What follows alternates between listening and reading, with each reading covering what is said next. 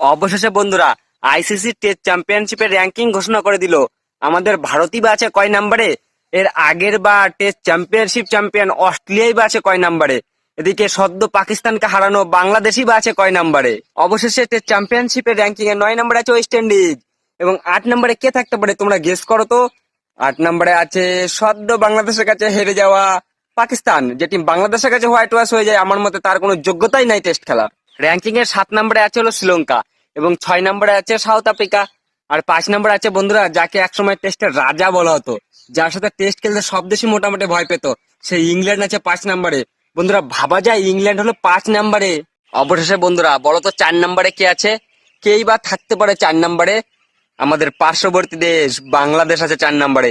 যে টিম সদ্য পাকিস্তানের মাটিতে পাকিস্তানের ফাস্ট বোলারদের কাছে ব্যাটিং করে পাকিস্তানকে হারিয়ে এসেছে, সেই টিম তো 4 নম্বরে থাকার যোগ্যতা রাখেই। পাকিস্তানকে কি বলবো আর, পাকিস্তান আছে 8 নম্বরে। এমনি এমনি তো 8 নম্বরে নাই, বাংলাদেশের কাছে হেরেছে, আর বাংলাদেশ তো 4 নম্বরে থাকবেই, পাকিস্তানকে হারিয়ে এসেছে তাদের মাটিতে। বাংলাদেশের পরবর্তী খেলা ইন্ডিয়ার সাথে, তখন দেখা যাবে বাংলাদেশ কি করতে পারে। আর অবশেষে বন্ধুরা আমার মতে বিশ্বের সব থেকে শান্তশিষ্ট বা ক্রিকেট বিশ্বের সব থেকে ভদ্র একটা টিম হলো নিউজিল্যান্ড। নিউজিল্যান্ড আছে টেস্ট চ্যাম্পিয়নশিপের 3 নম্বরে।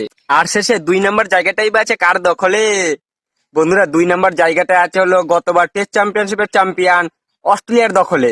অস্ট্রেলিয়া আছে টেস্ট চ্যাম্পিয়নশিপের 2 নম্বর র্যাঙ্কিং এ। আর অবশেষে বন্ধুরা টেস্ট চ্যাম্পিয়নশিপের 1 নম্বর পজিশনটা কার দখলে আছে, কোন দেশের দখলে আছে 1 নম্বর পজিশনটা, তোমরা কমেন্টে জানাও দেখি।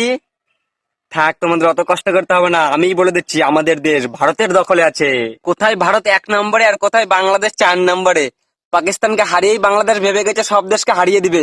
বাংলাদেশে বসে বসে বড় বড় ডায়লগ দেওয়া যায়, আসলে একবার ভারতে দেখাই মজা কে কার বাপ।